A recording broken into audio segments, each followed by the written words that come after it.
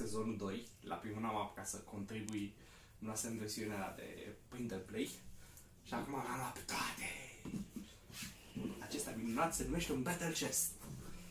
Și hai să vedem ce e.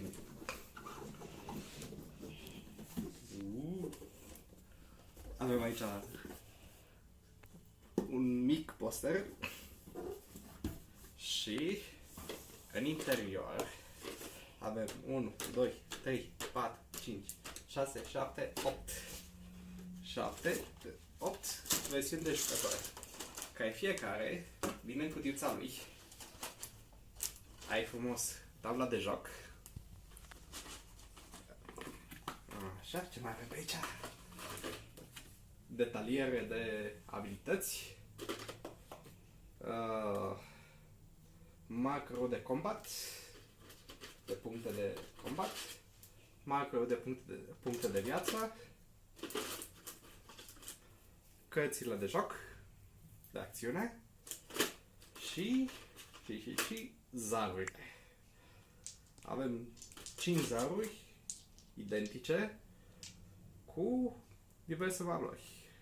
Ce fac încă nu știu, dar o să aflăm. Cam așa arată câte un caracter. Și ideea este că în momentul în care vrei să te joci, te duci frumos, îți alegi un caracter, care îl vrei tu,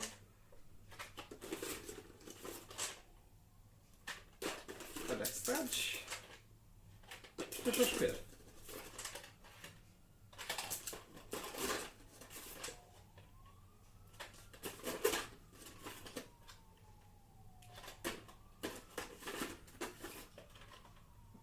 Așa.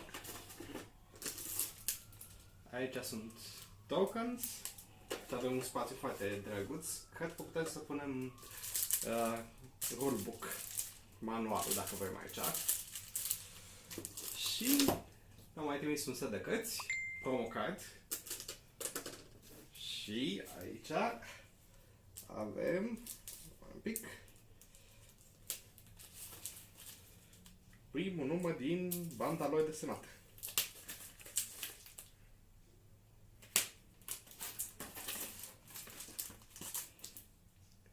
Și cam asta a conținut Battle Chest-ul plus ce mi-a mai luat pe lângă. Primul meu unboxing.